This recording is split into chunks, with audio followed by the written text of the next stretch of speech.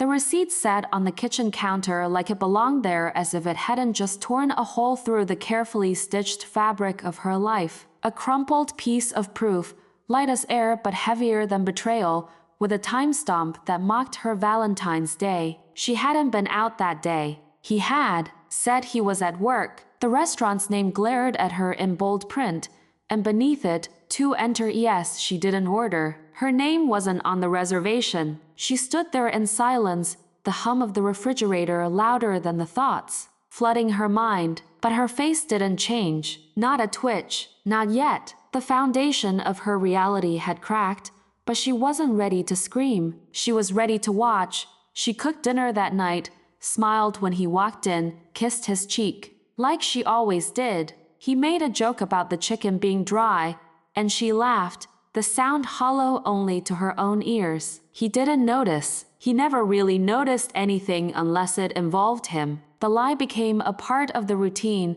folded between pillow talk and morning coffee. She played the part so well, she almost believed herself. But at night, when he turned away from her in bed, when he texted with a smirk, he thought she couldn't see her silence grew roots. The signs had been there, tucked into moments she hadn't dared question. A pause to long after a message. That instinctive way he tilted his phone away when she entered the room. The late nights, the cancelled plans, the excuses to polish to be true. Still, she said nothing. Instead, she counted. Every lie was a drop in a glass she no longer intended to drink from. She started listening not to his words, but to the space between them. There, she found whispers. Whispers that told her everything. Then came the necklace. A small silver pendant she found hidden in his sock drawer while folding laundry. She never got gifts, not spontaneous ones, not thoughtful ones, not even apologies when they were owed. But this one wasn't hers, and it never had been. The tag was still on. The box smelled faintly of perfume that didn't belong to her. Her hands didn't tremble. They stilled. She sat down on the bed,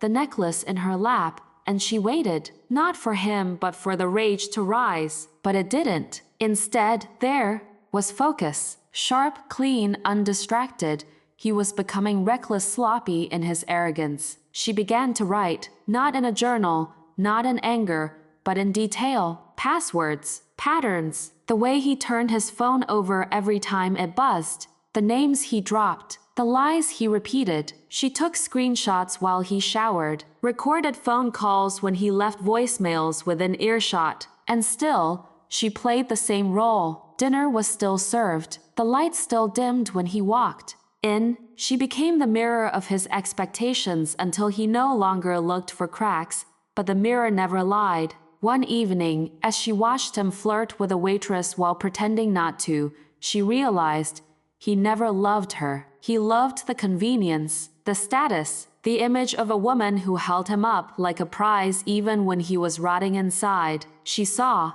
herself as he must have seen her, a reflection, not a person. That realization didn't break her. It built her. She was no longer waiting to be loved. She was preparing to be done. She cracked his passwords without flinching because they were the names of women he swore he didn't talk to anymore. She read the messages. They didn't hurt. They confirmed. Flattery, photos, promises, cheap copies of the same lies she used to believe. But she didn't cry. She copied everything, saved them to a drive, marked the dates, filed the betrayals, like paperwork for a case she was preparing to close. It was a Tuesday when she first smiled, and meant it not because she was happy, but because she'd found her edge. A new kind of smile, sharp, measured, a smile that didn't reach her eyes, but didn't need to. She greeted him with that smile every morning, kissed him goodbye with it. He mistook it for forgiveness. He mistook her quiet for weakness. He still thought she was blind.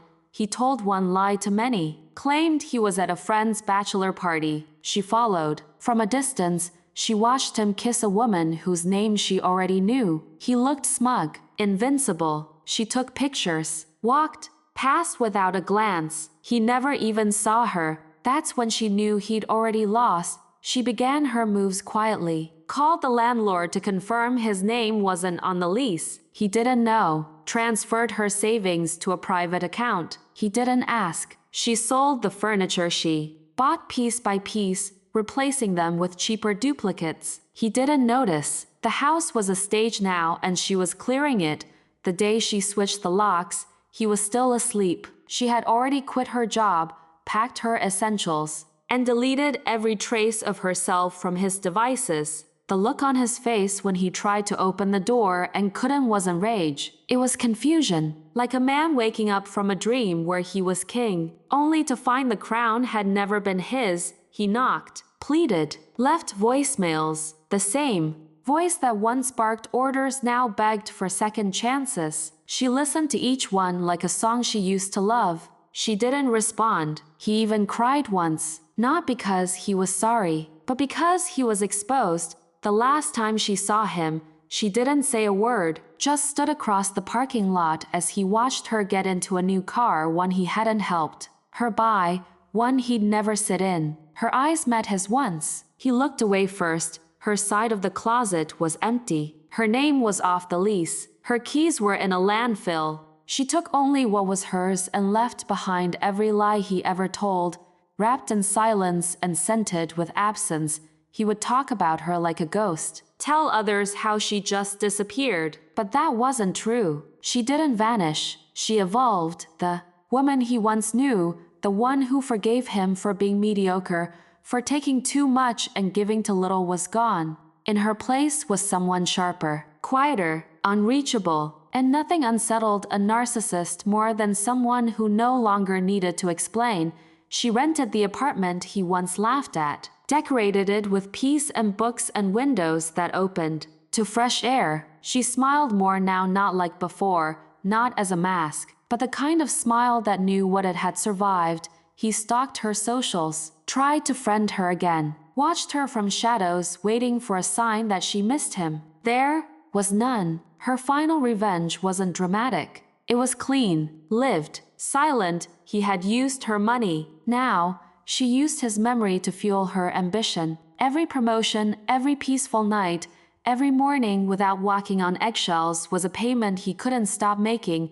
And the best part, she never said a word. He said all the right things when I needed them most. A future with my name on it, woven into his every plan. He listened with eyes that seemed to see only me, hands that lingered just long enough to make my doubts evaporate. I thought I had found the one man who wasn't scared of love's weight. He didn't chase thrills or wander, he stayed, or so it seemed. I built my world around the version of him I believed in, a man who spoke of dreams as if he meant to make them real. I see now he was only ever selling the idea of forever, one sweet lie at a time. But I didn't see that then.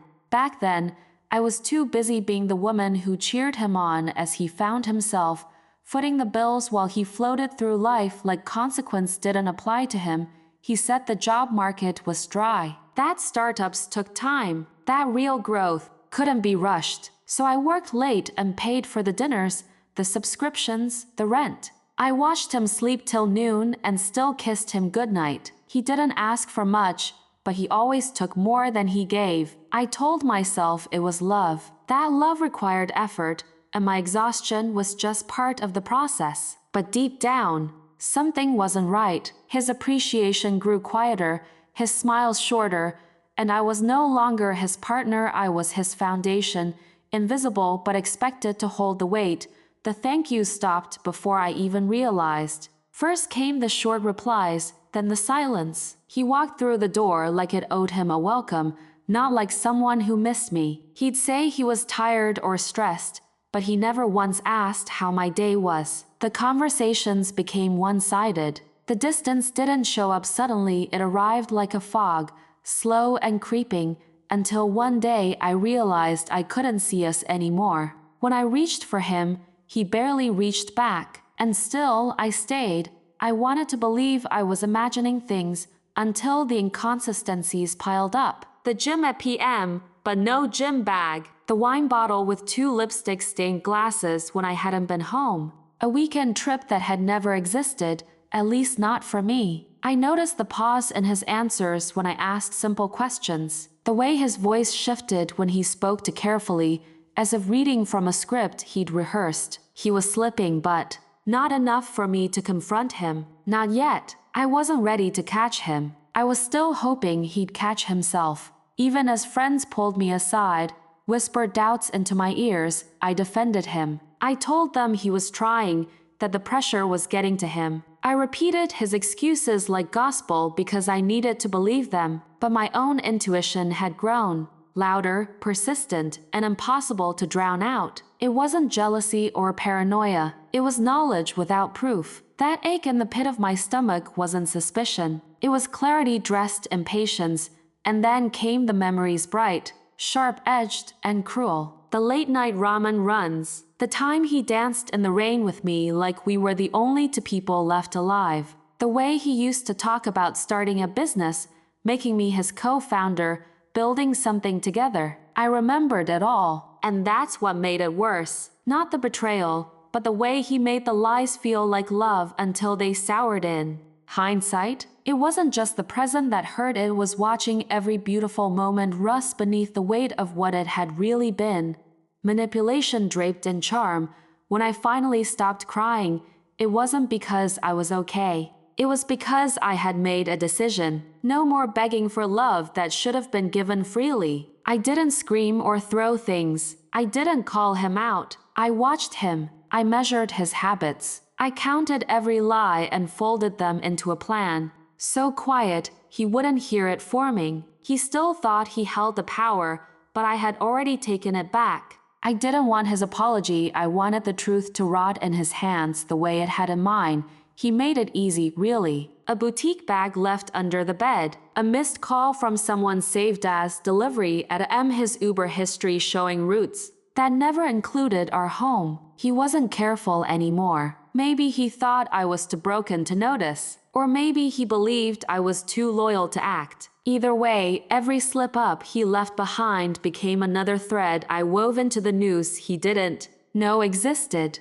He handed me everything I needed carelessly, arrogantly. That was his first mistake. The second was never changing his password. He'd once said he didn't need to because he had nothing to hide from me. That aged poorly. His emails, texts, social media, each one peeled back a layer of the life he'd built without me. There were women, multiple, promises made and broken with the same words he used to win me. I didn't cry reading them. I cataloged. I screen captured. I saved everything to a folder labeled exit.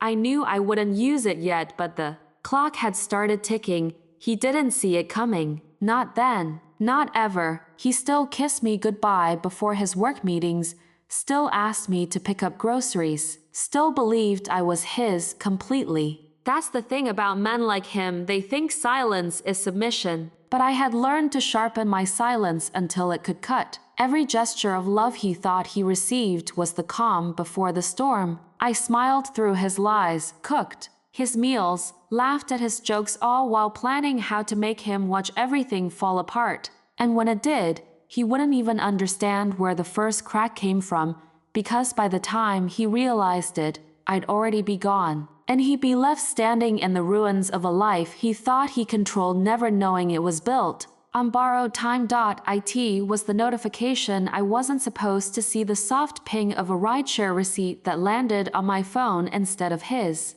The app was linked to my card, one of many details he forgot in his carelessness. A pickup time that didn't match his story. A drop-off at a luxury condo I'd never been to. But what pierced deepest wasn't the location. It was the driver's note. Hope you and Babe enjoyed the ride, Babe. A name he'd never once called me. That's how I found her. A name attached to an image. Young, wide-eyed. She smiled in photos like heartbreak hadn't touched her yet. Her social media was littered with little inside jokes, one of which included a blurry picture of my boyfriend's jacket draped over her shoulders. She called him Babe so easily, so publicly, while I sat across from him at dinner, footing the bill he barely acknowledged. Her captions were full of warmth. I didn't hate her. She was just another casualty of his charm. What she didn't know was that she was riding shotgun in a car I had paid for, beside a man who had mastered duplicity he thought I'd never notice. that the overlapping lies wouldn't intersect. But while he skipped between stories, I began connecting them. It wasn't just instinct anymore, it was data, login times, ride history, Venmo transactions. He moved like a magician performing a disappearing act,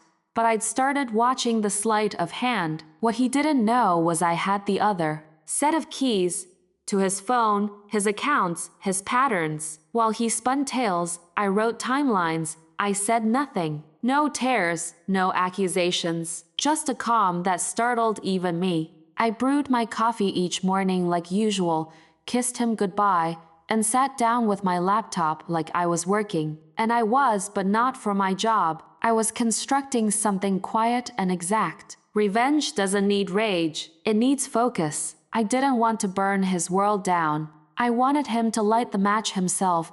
The memories returned sharper than they'd arrived. The way he never picked up a check, how he'd blame traffic when he was late, the birthdays he forgot, the apologies that arrived only after I confronted him. It was all part of the pattern I'd been too in love to notice. Suddenly, every flashback came with subtitles, truths that had always been there, waiting for me to wake up. He hadn't changed. I had just stopped explaining away the cuts.so. I got organized. Like any job worth doing, revenge required a plan.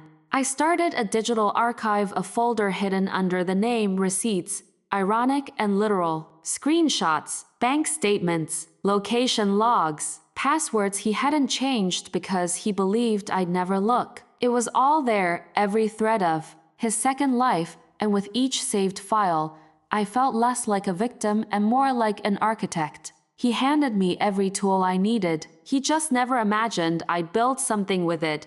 Then I stopped saving him. No reminders, no transfers, no don't forget to texts. I let the cracks form, let the due dates pass, let him scramble. I didn't cancel anything, just didn't intervene. And it started to show. He fumbled through his own life without noticing I'd stepped back. He had always assumed the net would catch him. I simply let it fall. It started with small things. A subscription error, a payment that bounced, a package that never arrived. I moved like water, quiet, consistent, and untraceable. The kind of war he couldn't win because he didn't know it had begun. While he searched for someone to blame, I sipped my tea and responded kindly. I wasn't angry, I was occupied. Strategic silence became my sharpest weapon. No shouting, just subtraction. He never noticed the way I watched him, phone in hand, each step documented in real time. He'd lean in to kiss my cheek, whispering sweet nothings before heading off to whatever lie the day required. He had no idea I'd watched his location as he texted me from another girl's bed. No idea I'd seen the trail he left behind, like breadcrumbs soaked in arrogance. And I smiled, not because I forgave him, but because I no longer needed anything from him. The final blow wasn't loud. It didn't come in the form of a confrontation. It came in the shape of a moment so ordinary, it almost went unnoticed. She stepped into the car I still paid for, with a laugh that echoed through the open door. She kissed him like they were in their own world, and he held her like he had nothing to lose. He didn't, not yet, but he would, because waiting for him at home was a locked apartment, a deactivated card, a wiped-out joint account, a note that read simply, "You made this easy, no screaming, no chaos, just absence." I vanished from his life with the same quiet precision I used to build it. While he pieced together what had gone wrong, I stepped into a life no longer shadowed by him. No explanations, no closure. He was free to tell his own story. Maybe he'd even make himself the victim. Let him. I didn't need revenge to be seen. I needed it to be complete. And it was .it started with a screenshot, just one, but it echoed louder than any argument ever could. He hadn't meant for me to see it. A group chat with his friends, filled with inside jokes and careless insults. My name came up, and next to it, rent sponsor and fallback. That was who I was to him. Not a partner, not even a person, just a convenient safety net he could exploit while chasing illusions. He forgot I had access, Or maybe he thought I wouldn't look, but I did. And in that single line, he sealed his own fate. The next scroll twisted the knife deeper. A mirror selfie. He posed with her phone in hand, cocky smirk, familiar chain catching the light. Our apartment in the background, nowhere to be found. He told me he had interviews that day, said he needed my card for train fare. Instead, he was in her bedroom, wrapped in a lie he didn't even bother disguising. I zoomed in on the date stamp. Same day, same hour, different life. One I hadn't been invited to. One he built on my dime, behind my back.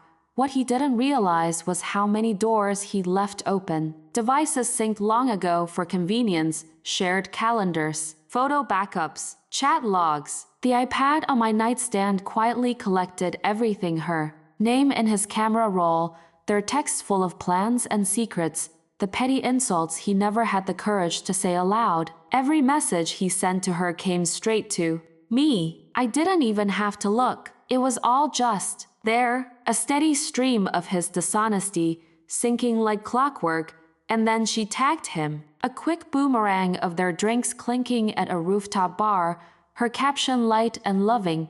My favorite. Liar. She thought it was cute. I thought it was perfect. Her account became my surveillance feed. I didn't need to follow him anymore. She documented their relationship for me, unknowingly giving me the keys to track their every move. Restaurant check-ins, couple selfies, date nights, all stamped with locations and times. I didn't feel rage. I felt precision sharpening. When I saw they were together again, I timed it down to the minute. They just stepped into her apartment after another date I'd unknowingly funded. I waited until their location stopped moving, until they were comfortable, cozy, confident. Then I called the Uber. Not for me, but for them. A little ride, paid with my card one last time, set to arrive in 20 minutes. Just long enough to ensure they were together when everything hit. I left a note for the driver. Nothing dramatic. Just a polite message.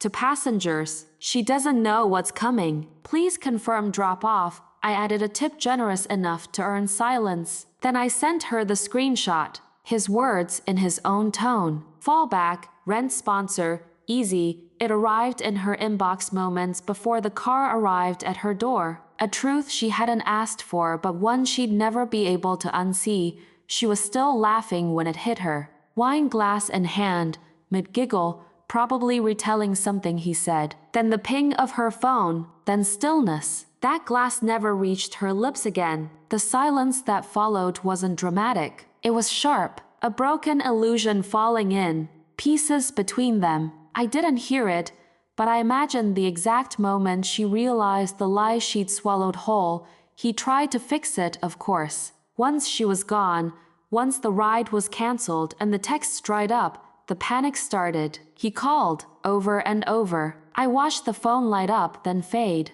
I didn't answer. He raged through voicemails, his voice cracking between anger and desperation. But my piece was louder. He had spent so long controlling the narrative. Now he was talking to silence. When he came home, if he still called it, that the key didn't work. The locks had been changed that morning. The lease? Already dissolving. His name removed, my name clean. A box set outside with his things, labeled impermanent marker. You don't live here anymore. No note, no goodbye, just finality. He stood there, stunned, trying to call again. The number still rang, but I still didn't answer. He paced the sidewalk like a ghost haunting a house that no longer remembered him. Phone in hand, mouth slightly open, as if the world owed him something, as if this outcome hadn't been his own making. The smugness was gone, the mirror selfies were gone, and what was left was a man realizing he was never the one in control. He lost me the moment he called me a fallback. He just didn't know it yet. He returned to chaos, a home no longer his. Keys vanished, alliances dissolved, and every refuge stripped away. The lies he clung to like armor had shattered, leaving him exposed and empty-handed. His footsteps echoed in a space that once welcomed him but now rejected his presence. There was no place to hide, no shadows to slip into. The truth had evicted him, and with it went any semblance of control he ever thought he possessed. The silence around him grew heavier as the people he called friends began to withdraw. Conversations that once buzzed with laughter and camaraderie now faltered into awkward pauses. Their smiles faded when the screenshots appeared silent witnesses to his betrayal, spreading quietly yet unmistakably. No one needed to say a word. The evidence spoke for itself, turning laughter into cold stares and invitations into empty rooms. His support network unraveled as surely as his secrets did. Amid the digital fallout, a post emerged, simple yet loaded with meaning. Sometimes, the best way to end it is to end it silently.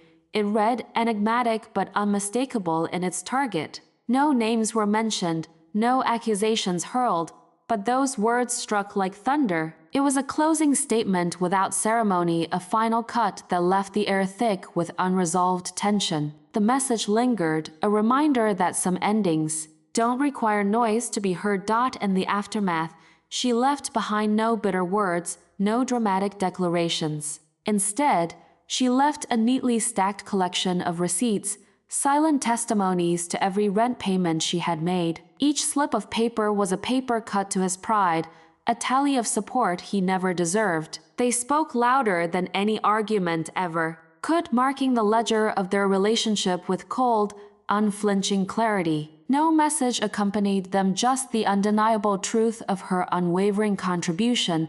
Desperation drove him to reach out, fingers trembling as they dialed numbers once familiar. But every call ended in silence or rejection. The lines he had taken for granted now led nowhere. His voice, once confident, cracked as he pleaded for a chance to explain, to reclaim what he had lost. Yet, his calls were met with closed doors and unanswered phones, echoes swallowed by the walls of indifference he had built himself. The bridges burned in silence, leaving him stranded in the ruins of his own making. Then came a text from her, the new woman in his tangled web. The words were simple but devastating. "You should have told me you were homeless." The message cut through his delusions, exposing the fantasy he had crafted so carelessly. His lies had not only fractured his old life but had begun to unravel. The new one he thought would save him. The foundations cracked, and the illusion collapsed beneath the weight of truth and neglect. He sought closure, stumbling through the wreckage of their past, grasping for answers that would never come. Meanwhile, she moved forward with quiet grace, leaving behind the ghosts of what could have been. His regrets accumulated like dust, heavy and suffocating, while she embraced the future unburdened. He chased shadows, but she had already stepped into the light, leaving only the hollow sound of his search in her wake. No act of hers had destroyed him. Instead, it was his own choices that carved the deepest wounds. She didn't break him, she simply walked away, and in that departure, his carefully constructed world began to collapse under its own weight. The fall was inevitable, the consequences unavoidable. His own hands loosened the ties that bound him, and gravity did the rest, pulling him down into a silence that no apology could undo.